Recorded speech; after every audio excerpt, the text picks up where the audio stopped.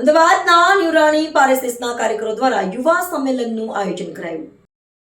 રવિવારે 23 ઓગસ્ટના રોજ અમદાવાદના ન્યુરાણી વિસ્તારમાં એમસી ગ્રાઉન્ડ ખાતે યુવાનોમાં દેશપ્રેમ, સંસ્કાર, સેવા અને સમર્પણની ભાવના વિકસાવવાના હેતુથી યુવા સંમેલનનું આયોજન કરવામાં આવ્યું છે, જેમાં સ્વામી વિવેકાનંદના વિચારો યુગ જાગેગા દેશ આગે બઢેગાના સંદેશ સાથે યોજાનાર આ કાર્યક્રમમાં યુવાનોને પ્રેરણાદાયક વક્તવ્ય, યુવા સંવાદ, વ્યક્તિગત વિકાસ, નેતૃત્વ અને સેવા સંબંધિત વિવિધ પ્રવૃત્તિઓ દ્વારા પ્રોત્સાહિત કરવામાં આવ્યા.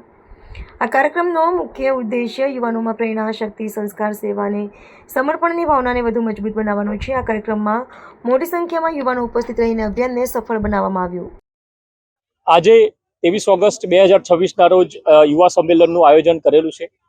તો શતાબ્દી વર્ષોના વિવિધ કાર્યક્રમોમાંથી એક એ આ યુવા સંમેલન છે, જેમાં યુવાઓ રાષ્ટ્ર પ્રત્યે પોતાના તન મનથી જોડાઈ શકે એ ઉદ્દેશથી આ કાર્યક્રમનું આયોજન કરેલું છે.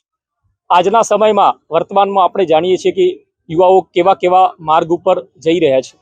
તો રાષ્ટ્રીય સ્વયંસેવક સંઘ પણ એમાં બધા જ આયુ ગટના સ્વયંસેવકો સંઘમાં 100 વર્ષથી કાર્ય કરે જ છે અને સંઘની શાખાની શરૂઆત પણ એ રીતે જ થઈ હતી કે યુવાઓ અને બાલ્યકાલના સ્વયંસેવકોથી જ થઈ હતી.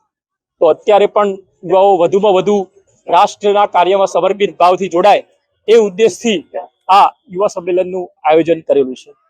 સમયમાં બધા યુવાઓને એ જ આહવાન છે કે સ્વામી વિવેકાનંદની આપણને લાઈન ખબર છે, ઉઠો, જાગો અને ધ્યેય પ્રાપ્તિ સુધી મંડ્યા રહો.